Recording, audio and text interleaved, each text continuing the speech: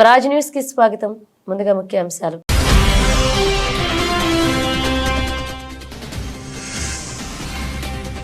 ప్రధాని మోదీకి నైజీరియా అత్యున్నత పురస్కారం. Grand commander of the order of the niger ను మోదీకి ప్రదానం చేస్తున్న నైజీరియా.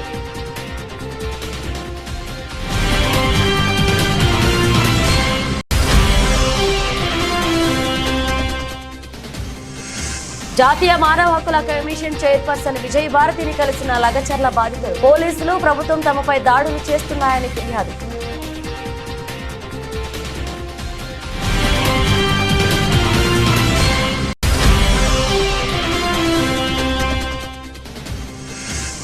శాసన మండలిలో మహిళల అత్యాచారాలపై వాడివేడి చర్చ. ప్రశ్నోత్తరాల సమయంలో సభ్యుల మధ్య నెలకొన్న వాగ్వాదం.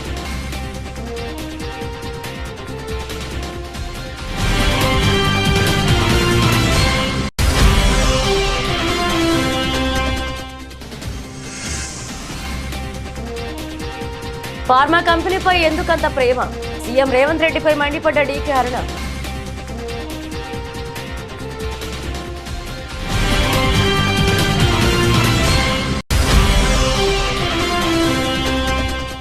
సిద్దిపేటలో నిర్వహించిన సదరు ఉత్సవాల్లో పాల్గొన్న ఎమ్మెల్యేలు హరీష్ రావు, కొత్త ప్రభాకర్ యాదవ్లు కలిసికట్టుగా ఒకటే సదరు నిర్వహించాలని మాజీ మంత్రి తలసాని శ్రీనివాస్ యాదవ్ పిలుపు.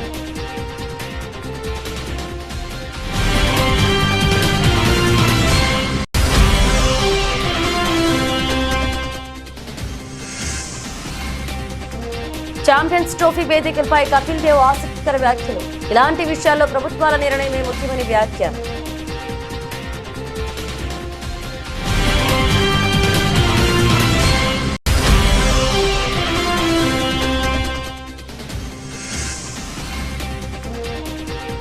స్టాక్ మార్కెట్ల పతనం, బ్యాంకుల్లో భారీగా పెరిగిన డిపాజిట్లు. 15 రోజుల్లోనే 2.35 లక్షల కోట్లు పెరుగుదల. నైజీరియాలో తన తొలి పర్యటన ముగించుకుని ప్రధాని నరేంద్ర మోదీ G20 సదస్సులో పాల్గొనేందుకు సోమవారం బ్రెజిల్ చేరుకున్నారు. ఇక్కడికి చేరుకున్న తర్వాత G20 శిఖరాగ్ర సమావేశంలో పాల్గొనేందుకు బ్రెజిల్లోని రియో డి జెనీరోలో దిగినట్లుగా ప్రధాని మోదీ సోషల్ మీడియా ప్లాట్ఫామ్ ఎక్స్లో వేదికలో పాల్గొన్నారు. ఈ క్రమంలో సమిట్లో చర్చలు, వివిధ ప్రపంచ నేతల చర్యల కోసం ఎదురు చూస్తున్నట్లుగా చెప్పారు. బ్రెజిల్లో జరిగే 19వ G20 సదస్సులో ట్రోకా సభ్యునిగా ప్రధాని మోదీ పాల్గొంటారు. బ్రెజిల్, దక్షిణాఫ్రికాతో పాటు భారతదేశం G20 ట్రోకాలో భాగం. ఈ రోజు రేపు జరగనున్న శిఖరాగ్ర సమావేశానికి హాజరయ్యే నాయకులతో ప్రధాని మోదీతో పాటు చైనా అధ్యక్షుడు జిన్పింగ్, యుఎస్ అధ్యక్షుడు జో బైడెన్ కూడా ఉన్నారు. చివరి దశలో ప్రధాని మోదీ నవంబర్ 19 నుంచి 21 వరకు అధ్యక్షుడు మహమ్మద్ ఇర్ఫాన్ అలీ ఆహ్వానం మేరకు గయానాలో పర్యటించనున్నారు. 50 ఏళ్ల తర్వాత భారత ప్రధాని గయానాలో పర్యటించడం ఇదే తొలిసారి.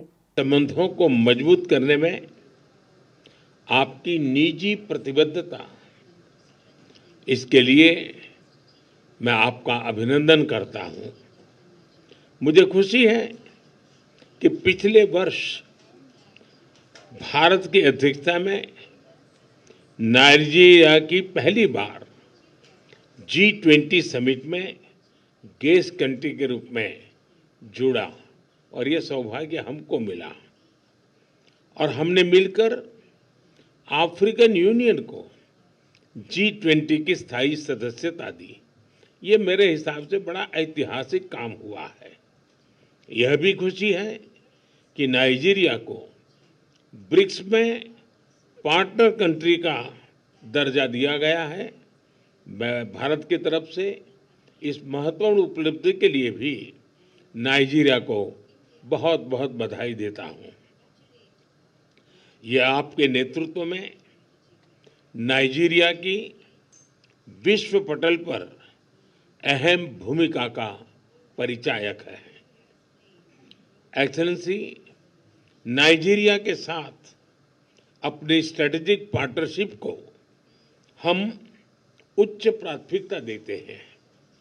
रक्षा, ऊर्जा, आर्थिक विषय, टेक्नोलॉजी, हेल्थ, एजुकेशन, कल्चर जैसे कई क्षेत्र ऐसे हैं में हमारा सहयोग मजबूत है और अनेक नई संभावनाएं भी हमारे इस संबंधों में जुड़ी हुई है। जैसे अभी हमने चर्चा की, आतंकवाद, अलगाववाद, पायरेसी या ड्रग तस्करी जैसी चुनौतियों से निपटने के लिए हम मिलकर काम करते रहे हैं और मजबूती से हम आगे भी करते रहेंगे। భారత ప్రధాని నరేంద్ర మోదీ 5 రోజుల విదేశీ పర్యటనలో భాగంగా తొలుత ఆదివారం నైజీరియాలో పర్యటించారు. ఈ సందర్భంగా భారత ప్రధాని మోదీకి నైజీరియా ప్రభుత్వం తమ దేశ అత్యున్నత పురస్కారమైన grand commander of the order of the నైజర్ను ప్రదానం చేసింది. అబూజులో పర్యటన సందర్భంగా మోదీకి ఈ అత్యున్నత పురస్కారాన్ని అందజేశారు. ఫెడరల్ క్యాపిటల్ టెరిటరీ మంత్రి నైసోమ్ ఏజోనోవో సాదర స్వాగతం పలికి జ్ఞాపికను అందజేశారు. విశ్వాసం, గౌరవానికి గుర్తుగా అబూజా సిటీకి మోదీకి బహుకరించారు. ఇందుకు సంబంధించిన వీడియోను కేంద్ర మంత్రి ప్రహ్లాద్ జోషి సోషల్ మీడియాలో పోస్ట్ చేశారు. కాగా ఆదివారం ఉదయం అధ్యక్షుడి భవనంలోని నైజీరియా అధ్యక్షుడు బోలా అహ్మద్ టినూబుతో ప్రధాని మోదీ సమావేశమయ్యారు. తనకు దేశ అత్యున్నత పురస్కారం అందజేసినందుకు మోదీ కృతజ్ఞతలు తెలియజేశారు. ఇది భారతదేశానికి శతాబ్దాలుగా ఇండియా, నైజీరియా మధ్య కొనసాగుతున్న బంధానికి దక్కిన గౌరవంగా మోదీ అభివర్ణించారు. ఇది కేవలం తనకు దక్కిన గౌరవం కాదని 140 కోట్ల భారతీయుల గౌరవానికి ప్రతీక అని పేర్కొన్నారు. ఆధునిక కవి, స్వర్ణకర్త, సంగీతకారుడు, సామాజిక తత్వవేత్త శ్రీ భక్త కనకదాసు జయంతి సందర్భంగా మాజీ ముఖ్యమంత్రి వైఎస్ఆర్ కాంగ్రెస్ పార్టీ అధ్యక్షులు ఆయన చిత్రపటానికి నివాళులర్పించారు. ఈ కార్యక్రమంలో మాజీ మంత్రి ఉషశ్రీ చరణ్, హిందూపురం వైఎస్ఆర్సీపీ ఇన్ఛార్జ్ టిఎన్ దీపిక, పలువురు వైఎస్ఆర్సీపీ నాయకులు పాల్గొన్నారు.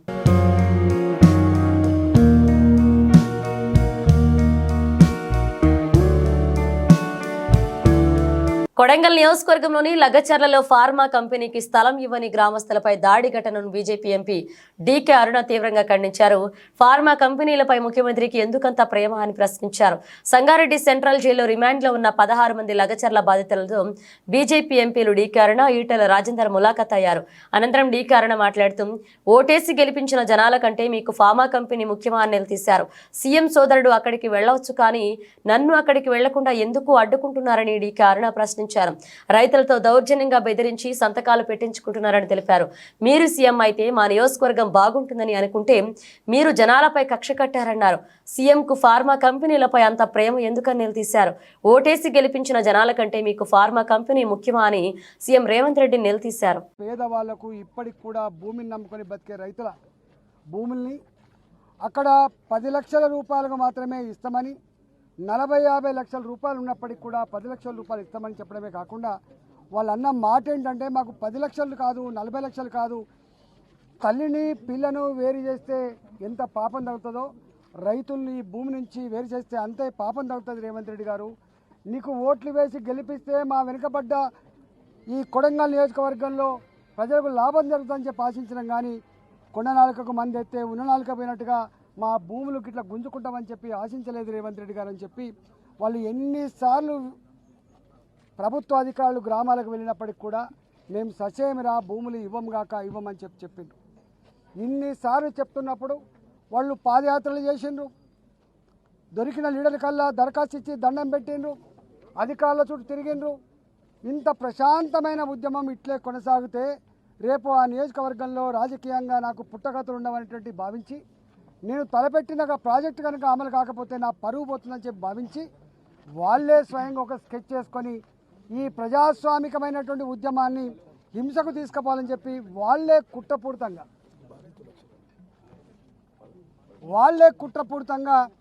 స్కెచ్ చేసుకొని కలెక్టర్ని పట్టుకొచ్చుకొని వాళ్ళే లొల్లి పుట్టించుకొని దాడులు చేసుకొని ఆ దాడుల్ని అడ్డం పెట్టి ఈ దాడులు చేసింది రైతులని, దీనికి కారకులు ప్రజలని చెప్పి వాళ్ళను బూచి చూసి ఇవాళ ఈ విధంగా భయపెట్టించారు. వారు చెప్పింది స్వయంగా ఎంపీ గారు కానీ ఎమ్మెల్యే గారు కానీ ప్రజాప్రతినిధులు ప్రజలకు ఏం హామీ ఇస్తారు? మీకు ఆపద వచ్చినప్పుడు, అవసరం వచ్చినప్పుడు మీ కాలుకు ముళ్ళురితే పన్నుతో పీకే సర్వీస్ చేస్తామని చెప్పి చెప్తారు. మొన్ననే పార్లమెంటుకు వారు బ్రహ్మాండంగామైనటువంటి దాంతో గెలిచి వచ్చారు. వారి ప్రజలకు అక్రమంగా దుర్మార్గంగా కొడితే కేసులు పెడితే పలకరిద్దాము, వాళ్ళ కుటుంబ సభ్యులకి ధైర్యాన్ని ఇద్దామని చెప్పిపోతే 20 కిలోమీటర్ల ముందే బారికేడ్లు వేసి 144 సెక్షన్లు పెట్టి మీరు పోవడానికి వీల్లేదని చెప్పి ఇవాళ ప్రజలకు సేవ చేసేటువంటి అధికారాన్ని కట్టేలు చేసిన పోలీసుల మీద కూడా చర్య చేపట్టకపోతే తప్పకుండా వారు ఇప్పటికే ప్రివిలేజ్ మోషన్ ఇచ్చారు. పార్లమెంటు సభ్యులంటే ఇవాళ నీ చీఫ్ సెక్రటరీ కాదు, నీ డీజీపీ కాదు, వాళ్ళకంటే ఎక్కువ ప్రోటోకాల్ ఉన్నవాళ్ళు, బాధ్యత ఉన్నవాళ్ళు, వాళ్ళు అన్నిటికీ మిక్కిలి ప్రజలకు ఏమైనా జరిగితే అండగా ఉండే వాళ్ళను. ఆంధ్రప్రదేశ్ అసెంబ్లీ సమావేశాలు సోమవారం ఉదయం 9 గంటలకు ప్రారంభమయ్యాయి. ప్రశ్నోత్తరాల సమయం కొనసాగుతుంది. అయితే శాసన మండలిలో మహిళలు అత్యాచారాలపై వాడివేడి చర్చ జరిగింది. ప్రశ్నోత్తరాల సమయంలో సభ్యుల మధ్య వాగ్వాదం మొదలైంది. ఈ విషయంపై హోంమంత్రి వంగలపూడి అనిత మాట్లాడుతూ ఏపీలో జగన్ ప్రభుత్వం కంటే ఈ 5 నెలల కూటమి ప్రభుత్వంలో క్రైమ్ రేటు చాలా తగ్గిందని మంత్రి అనిత స్పష్టం చేశారు. అదేవిధంగా అధ్యక్ష చాలా ఇష్యూస్ ఉన్నాయి అధ్యక్ష, మీరు చెప్తున్నారు ఇందాకే అమ్మ, నేను లాస్ట్ లో మాట్లాడతా. ఈ రోజు అదేవిధంగా అధ్యక్ష గౌరవ సభ్యులు పోలీస్ డిపార్ట్మెంట్ నుంచి వచ్చారు. ఒక కేసు వచ్చిన తర్వాత దాని ఇన్వెస్టిగేషన్ చేయాలి, దాని గురించి సంబంధించి ఛార్జ్ షీట్ ఫైల్ చేయాలి, ఫోరెన్సిక్ డిపార్ట్మెంట్ నుంచి మనకి రావాలి అధ్యక్ష, రిపోర్ట్లు కూడా రావాలి. అమరావతిలో ఫోరెన్సిక్ డిపార్ట్మెంట్ సంబంధించి ఒక ల్యాబొరేటరీ కట్టడానికి సెంట్రల్ గవర్నమెంట్ దగ్గర 200 కోట్ల రూపాయలు శాంక్షన్ చేస్తే కేవలం అమరావతిలో ఉన్నది ఆ ఒక్క ల్యాబొరేటరీ అనే ఉద్దేశంతో ఈ రోజుకి కన్స్ట్రక్షన్ మధ్యలో ఆపేసి 5 సంవత్సరాల ఫోరెన్సిక్ ల్యాబొరేటరీని కూడా ఒక్క స్టెప్ ముందుకేయకుండా చేసిన మీరు ఈ రోజు ఫోరెన్సిక్ ల్యాబొరేటరీ గురించి మాట్లాడుతుంటే బాధ అనిపిస్తుంది అధ్యక్ష. 5 సంవత్సరాలు వేస్ట్ అయింది. ఈ రోజు 5 సంవత్సరాల్లో ఫోరెన్సిక్ ల్యాబొరేటరీ కనుక జరిగుంటే, నిర్మాణం జరిగుండి ఈ రోజుకి కూడా లైవ్ లో ఉండుంటే ఇలాంటి సంఘటనలు జరిగిన వెంటనే శిక్ష పడేదానికి 4 సంవత్సరాలు 5 సంవత్సరాలు అవసరం లేదు అధ్యక్ష. 4-5 నెలల్లో శిక్ష పడి నేరస్తున్న వాళ్ళు ఈ రోజు జైలు శిక్ష అనుభవించే పరిస్థితి. తమ భూములను వదిలేయాలని CM Revanth Reddy Lagacharla pharma company బాధితులు విజ్ఞప్తి చేశారు.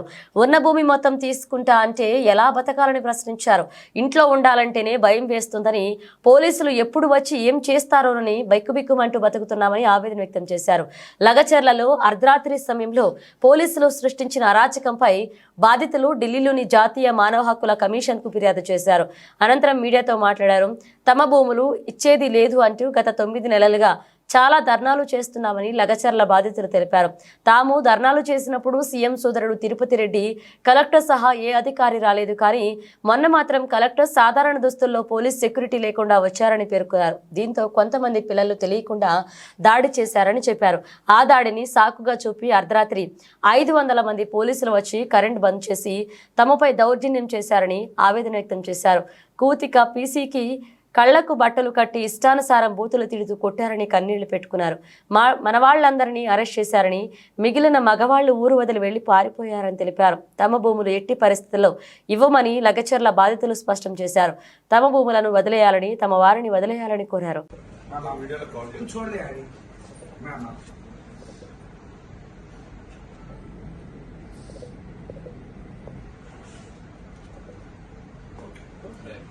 लेके गया, मेरा आदमी को लेके गया, मेरा ससुर को भी लेके गया, मेरा छोटा बच्चा को भी लेके गया।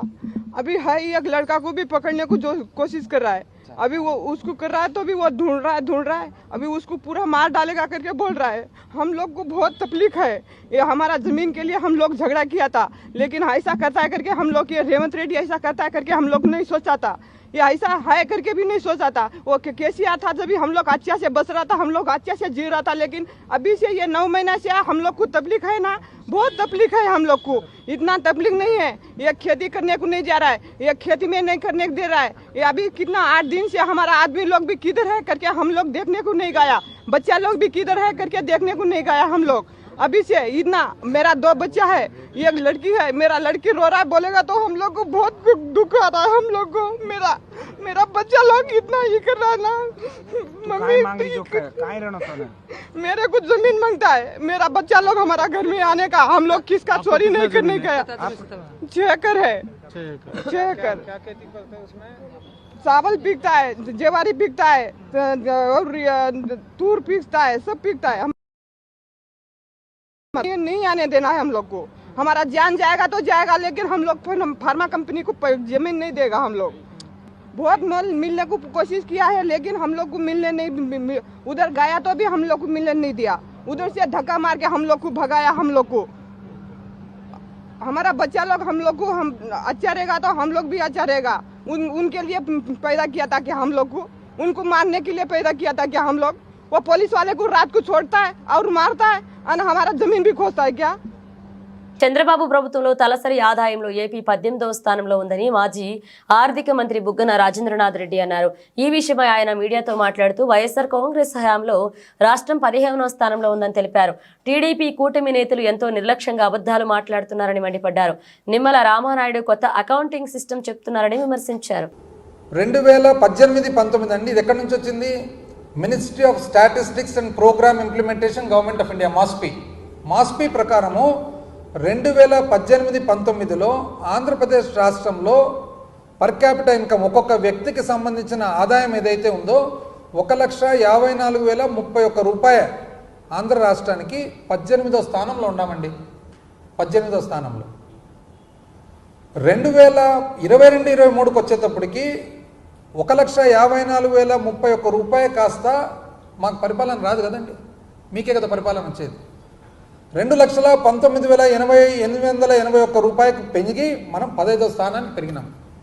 18వ స్థానం నుంచి 15వ స్థానానికి ఎందుకు? మీ టైంలో 1,54,031 రూపాయలు ఉండగా మా టైంలో 2023కే 2,19,800 అంటే 2,20,000 రూపాయల నుంచి ఉంది. కానీ రాలే. ఎంత అన్యాయం అండి, ఏం చెప్పాలనో ఏమో దేవుడా. నేను చెప్తే కదా, పడుకున్న తోలను అయితే మనం లేపొచ్చు కానీ నటించే తోలను ఇది కాక ఇంకా నెక్స్ట్ మళ్ళా ఉండండి సమయం. ఎందుకంటే పెద్ద ఆయన యనమల రామకృష్ణ గారు మాట్లాడినారు. ఆయన ఏమంటారంటే, యనమల రామకృష్ణ గారు ఏందేందో కౌన్సిల్లో ఎట్లా చెప్తాడు. ఆయన మళ్ళీ ఎంత అనుభవం ఉంది ఆయనకు. ఏమంటాడు తెలిసిన? 14 లక్షల కోట్ల అప్పు ఉందంట ఇప్పుడు కూడా. మళ్ళీ మరి ముఖ్యమంత్రి చెప్తున్నాడు 9,74,000 కోట్లని, నువ్వు ఈ పక్క హౌస్లో కూర్చొని 14 లక్షల కోట్లని మీరు చెప్తారు. ఏందండి ఇది? నాకు అర్థంగా. ఏదో ఒక్కటి కూర్చొని ఒక మీటింగ్ పెట్టుకొని డిసైడ్ చేసుకోండి ఏదో ఒకటి. ఎందుకు ఇట్లా ప్రజలంతా సతాయిస్తారు ఊరికే? ఎందుకు తెలిసిన? రామకృష్ణ గారు లెక్క ఈయన ఇంకా విచిత్రమైన లెక్క. ఏమంటాడు తెలిసిన? ఈయన వాల్యూమ్ 5లో మీరు చూడండి. వాల్యూమ్ 5 ఇప్పుడే చూపిస్తుంది కదా ఎంత వస్తుంది వాల్యూమ్ 5లో. ఆయన చెప్పే ప్రకారం వాల్యూమ్ 5 చూడండి. వాల్యూమ్ 5లో 14 లక్షల కోట్లు ఎక్కడ లేదండి. వాల్యూమ్ 5లో ఉండేది 1,54,000 కోట్లే ఉండేది.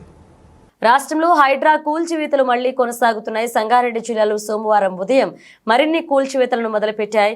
అమీన్పూర్ మున్సిపాలిటీ పరిధిలోని వందనపురి కాలనీలో 848 సర్వే నంబర్లో ఉన్న నిర్మాణాన్ని నేలమట్టం చేశాయి.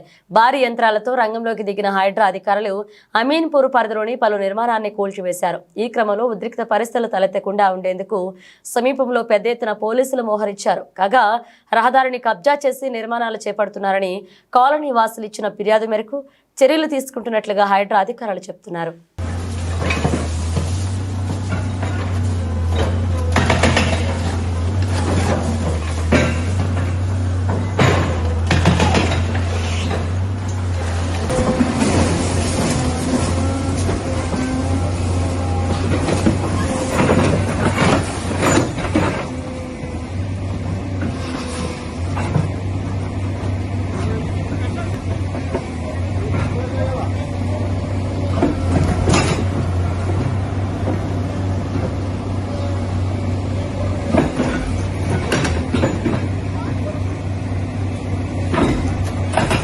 సదర్ పండుగ జాతి మధ్య ఐక్యత పెంచాలని, కానీ విభజన తేవద్దని మాజీ మంత్రి ఎమ్మెల్యే హరీష్ రావు అన్నారు. దున్నపోతును గౌరవించి పండుగ చేసే సంస్కృతి తెలంగాణకే సొంతమని తెలిపారు. ఒకప్పుడు హైదరాబాద్లో సదర్ నిర్వహిస్తే నేడు జిల్లాల్లో నిర్వహిస్తున్నారని చెప్పారు. సిద్దిపేటలో యాదవులు వేరువేరుగా సదర్ నిర్వహించడం కాకుండా కలిసికట్టుగా ఒకటే సదర్ నిర్వహించాలని మాజీ మంత్రి తలసాని శ్రీనివాస్ యాదవ్ పిలుపునిచ్చారు. బీఆర్ఎస్ ప్రభుత్వం యాదవులకు అవకాశం కల్పించి తనని మంత్రిని చేసిందని, కాంగ్రెస్ ప్రభుత్వంలో ఒక్క యాదవ్ ఎమ్మెల్యే కూడా లేరు అని తలసాని విమర్శించారు. సిద్దిపేటలో నిర్వహించిన సదర్ ఉత్సవాల్లో మాజీ మంత్రులు ఎమ్మెల్యే హరీష్ రావు, తలసాని శ్రీనివాస్ యాదవ్, దుబ్బాక ఎమ్మెల్యే కొత్త ప్రభాకర్ రెడ్డి పాల్గొన్నారు. ఇప్పుడు బీసీలలో చైతన్యం వస్తుందని తలసాని తెలిపారు. యాదవుల ఐక్యతను దెబ్బతీయడానికి కొన్ని శక్తులు పనిచేస్తున్నాయని ఆయన అసహనం వ్యక్తం చేశారు. వచ్చే సంవత్సరం సిద్దిపేటలో యాదవులందరూ కలిసి ఒకటే సదర్ జరపాలన్నారు. మనం ఐక్యంగా ఉంటే ప్రభుత్వాలను కిందికి దిగొచ్చి శక్తి మనకుందన్నారు. హరీష్ ను జీవితంలో మనం మర్చిపోవద్దన్నారు. ఒకప్పుడు సదర్ అంటే హైదరాబాద్, హైదరాబాద్ అంటే సదర్. ఈ భారతదేశంలో సదర్ ఎక్కడ జరగదు. సదర్ పుట్టింది హైదరాబాద్ లో, సదర్ జరిగేది హైదరాబాద్ లో. ఆ సదర్ ఇవాళ మన సిద్దిపేటకు రావడం నిజంగా చాలా సంతోషంగా ఉంది. తమ్ముడు అజయ్ పోయిన సంవత్సరం సదర్ ను సిద్దిపేటలో నిర్వహించి మళ్ళీ ఈ సంవత్సరం కూడా దాన్ని కొనసాగించినందుకు అజయ్ని సహకరించిన వారందరినీ నేను మనస్ఫూర్తిగా అభినందిస్తా ఉన్నా. ముఖ్యంగా మరి ఈ సదర్కు మన హైదరాబాద్ షాన్ యాదవ్ల ఆత్మగౌరవ ప్రతీక మాజీ మంత్రివర్యులు ఉమ్మడి ఆంధ్రప్రదేశ్ లోనే యాదవ్లకు పెద్ద దిక్కుగా ఉన్నటువంటి తలసాని శ్రీనివాస్ యాదవ్ గారు రావడం నిజంగా మనందరికీ చాలా సంతోషం. ఇందాక అజయ్ అన్నట్టు మనం సదర్ చూడాలని ఈ రోజు సదర్ ఉత్సవాలు యాదవులంటే నీతికి నిజాయితీకి మారు పేరు. ఒక మాట ఇచ్చిండ్రంటే ఆ మాట మీద నిలబడేటువంటి జాతి యాదవ జాతి. 364 రోజులు కాయ కష్టం చేసి పాడి పశువులతోని ఎప్పుడు చూసినా పొద్దున్న లేస్తే సాయంత్రం వరకు మన వృత్తి మీద ఆధారపడేటువంటి జీవితాలు. దీపావళి పండుగ వచ్చిందంటే ఒక్కరోజు సదర్ ఉత్సవాలు చేయాలని మన పూర్వీకులు పెద్దలు హైదరాబాద్లో నిర్ణయం చేశారు. వారి యొక్క పరంపర 60-70 సంవత్సరాల నుంచి హైదరాబాద్లో కొనసాగుతుంది. ఈ సదర్ కార్యక్రమాలు చేస్తే అన్ని వర్గాల ప్రజలు కూడా మనకు సహకరిస్తారు. ఒక యాదవులే కాకుండా ఇతర కులాల వాళ్ళు కూడా దీన్ని బ్రహ్మాండంగా కోఆపరేట్ చేస్తారు. కాబట్టి వరంగల్ జిల్లా నెక్కొండ వ్యవసాయ మార్కెట్లో భాగ్యలక్ష్మి గ్రామ ఐక్య సంఘ ఆధ్వర్యంలో వరిధాన్యం కొనుగోలు కేంద్రాన్ని టీపీసీసీ సభ్యులు సొంటీస్ రెడ్డి, రంజిత్ రెడ్డి, వ్యవసాయ మార్కెట్ చైర్మన్ రావుల హరీష్ రెడ్డి ప్రారంభించారు. ఈ కార్యక్రమంలో టీపీసీసీ సభ్యులు రంజిత్ రెడ్డి మాట్లాడుతూ తెలంగాణ ప్రభుత్వం ప్రజలకు రేషన్ షాపులో సన్నబియ్యం అందించాలనే ఉద్దేశంతో సన్న రకం వడ్లకు మద్దతు ధరతో పాటు అదనంగా 500 రూపాయల బోనస్ ప్రకటించిందన్నారు. రైతులు ఆరుగాలం పండించిన పంటను తేమ శాతం 17 లోపు ఉండే విధంగా చూసుకుని తాలు లేకుండా మార్కెట్ కు తీసుకొచ్చి మద్దతు ధర పొందాలన్నారు.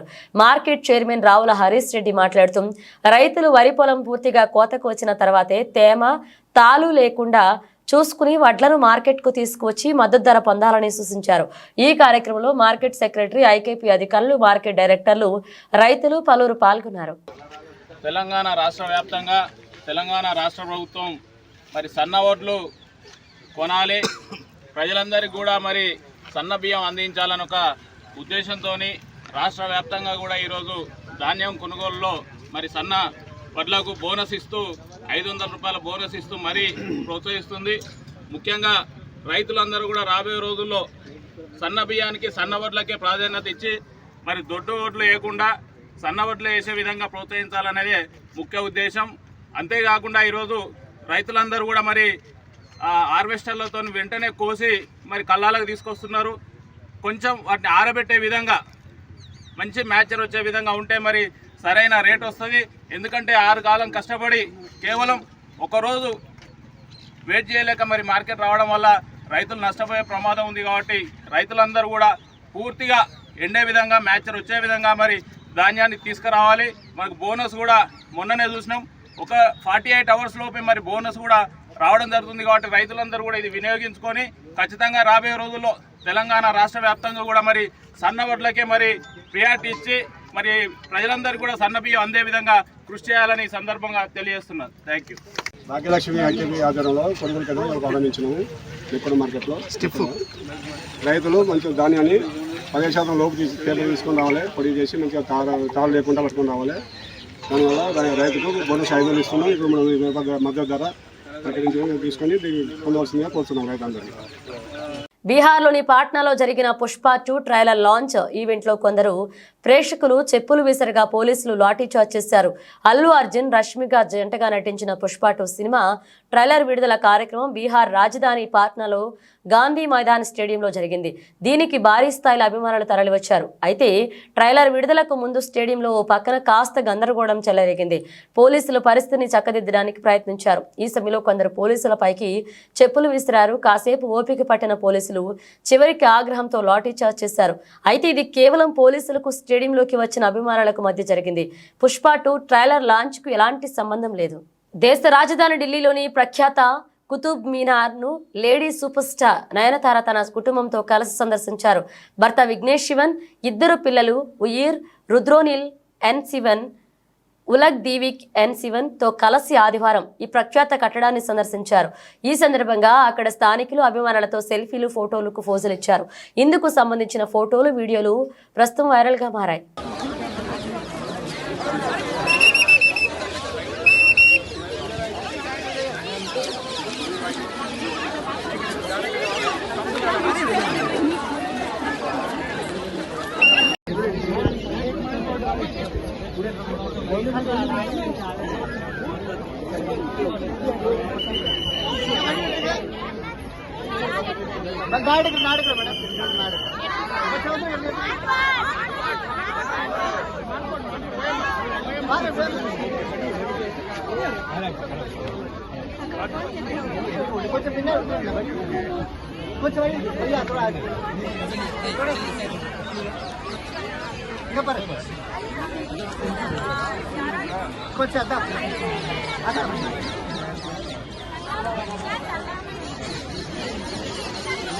వచ్చే ఏడాది ఫిబ్రవరి, మార్చిలో జరిగిన champions trophy 2025 tournament Bharat, Pakistan మధ్య దౌత్య సంబంధాలను మరింత అగాధంలోకి నెడుతుంది.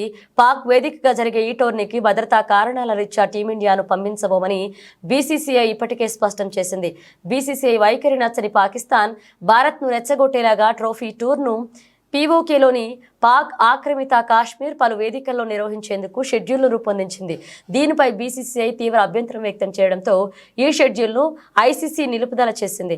పీఓకేలోని వేదికలు లేకుండా కొత్త టూర్ షెడ్యూల్ను శనివారం విడుదల చేసింది. ఈ నేపథ్యంలో టీమిండియా మాజీ దిగ్గజం కపిల్ దేవ్ ఆసక్తికరమైన వ్యాఖ్యలు చేశారు. ఐసీసీ ఛాంపియన్స్ ట్రోఫీ వేదికలు, భారత్ పాకిస్తాన్ మ్యాచ్ జరిగే అవకాశాలపై కపిల్ దేవ్ తన ఆలోచనలు పంచుకున్నారు. భారత జట్టును పాకిస్తాన్కు పంపించడం లాంటి నిర్ణయాలు ప్రభుత్వాలే తీసుకోవాలని ఆయన అభిప్రాయపడ్డారు. దేశీయ స్టాక్ మార్కెట్లు సోమవారం భారీ నష్టాలతో మొదలయ్యాయి. ఈ క్రమంలో ప్రధాన బెంచ్ మార్క్ సూచీలు మొత్తం దిగువకు పయనిస్తున్నాయి. ప్రారంభ ట్రేడింగ్ లో అన్ని సూచీలు గ్రీన్ లో ప్రారంభమయ్యాయి. కానీ ఆ తర్వాత సెన్సెక్స్, నిఫ్టీ ఎరుపులోకి జారుకున్నాయి. దీంతో మిగతా సూచీలు కూడా రెడ్ లోకి మారాయి. ఈ నేపథ్యంలో ఉదయం 9:53 నిమిషాల నాటికి సెన్సెక్స్ 421 పాయింట్ల నష్టంతో 77,159 స్థాయిలో ఉండగా, నిఫ్టీ 137 పాయింట్లు తగ్గి 23,396 పరిధిలో ఉంది. మరొక వైపు బ్యాంక్ నిఫ్టీ 68 పాయింట్ల లాభపడి 50,249 స్థాయిలో ఉండగా, నిఫ్టీ మిడ్ క్యాప్ 100 సూచి 152 పాయింట్లు నష్టపోయింది. దీంతో మదుపర్లు కొన్ని నిమిషాల్లోనే ₹1,00,000 కోట్ల నష్టపోయారు. బులెటిన్ ముగించే ముందు హెడ్లైన్స్ మరోసారి.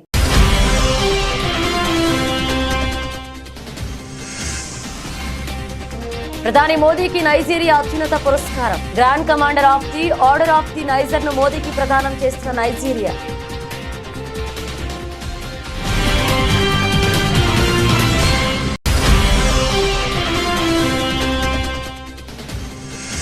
జాతీయ మానవ హక్కుల కమిషన్ చైర్పర్సన్ విజయ్ భారతిని కలిసిన లగచర్ల బాధితులు. పోలీసులు, ప్రభుత్వం తమపై దాడులు చేస్తున్నాయని ఫిర్యాదు.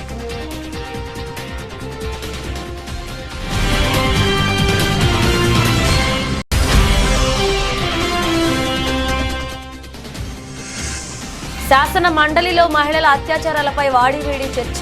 ప్రశ్నోత్తరాల సమయంలో సభ్యుల మధ్య నెలకొన్న వాగ్వాదం.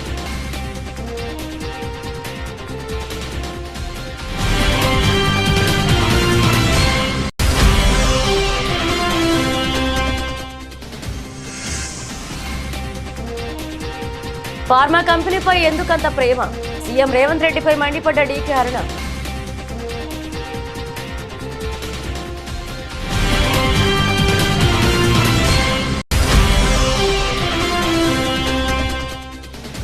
గుడివాడ ఆర్టీసీ బస్టాండ్ను అభివృద్ధి చేయాలని అసెంబ్లీలో కోరిన ఎమ్మెల్యే రాము. రాబోయే 2 ఏళ్లలో బస్టాండ్ను ఆధునీకరిస్తామని హామీ ఇచ్చిన రవాణా శాఖ మంత్రి మండిపల్లి రాంప్రసాద్ రెడ్డి.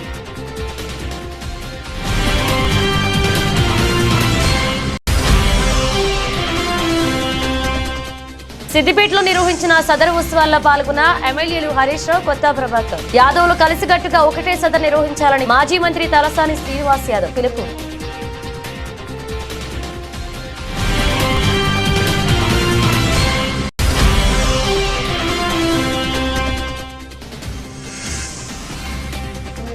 ఛాంపియన్స్ ట్రోఫీ వేదికలపై కపిల్ దేవ్ ఆసక్తికర వ్యాఖ్యలు. ఇలాంటి విషయాల్లో ప్రభుత్వాల నిర్ణయమే ముఖ్యమని వ్యాఖ్య.